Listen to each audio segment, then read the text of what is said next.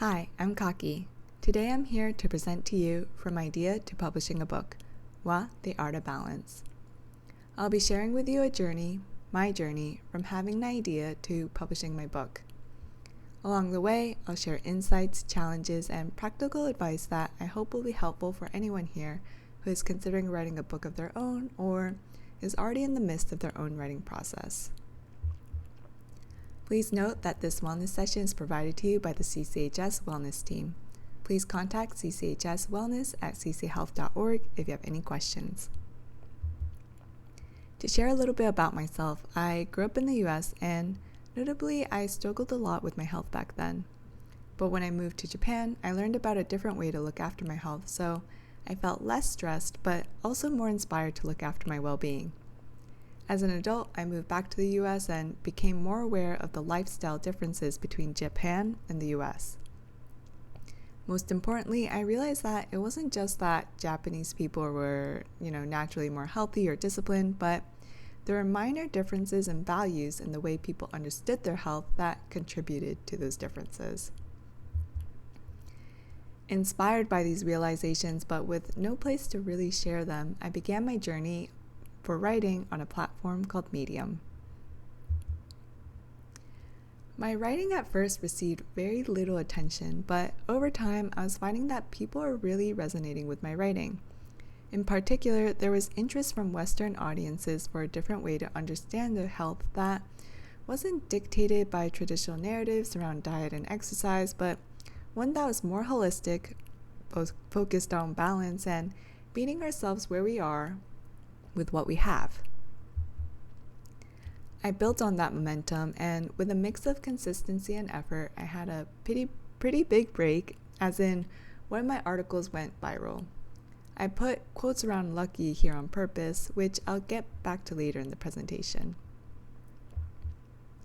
After that, people started reaching out. Two people were most key, one being a literary agent, whom I adore and continue to work with to this day, and a book editor.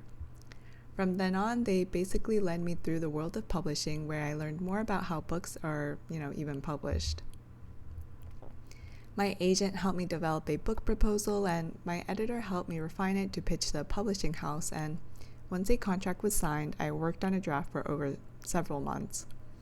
As someone who was accustomed to writing 500-word essays, the process was much more challenging and time-consuming than I expected. It took about 2 years, give or take, from start to finish. And before I knew it, I was published. I skipped out, in this presentation, I skipped around a bit around the editing process, and there's a lot around choosing cover designs, marketing the book, and getting it ready for distribution, but that's a quick story to how I went from idea to published author.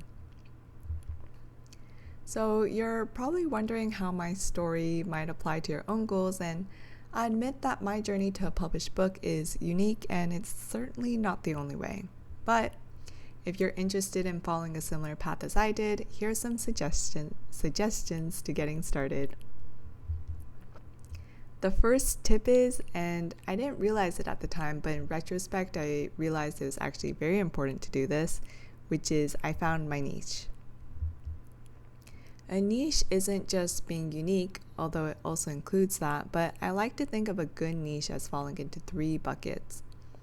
The first one is that it solves a problem for someone.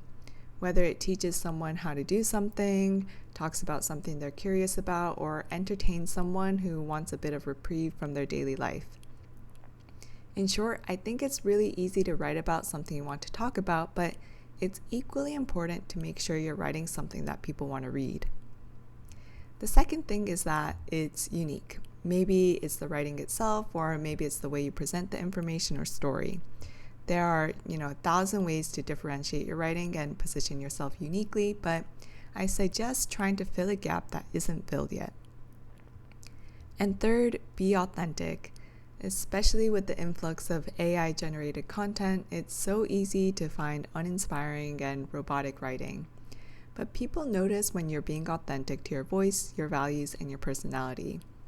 People don't really mind AI-written writing when you're trying to do a quick search for a recipe or how to play a new game, but Powerful writing will feel like a story or conversation with someone, and that requires a person to deliver.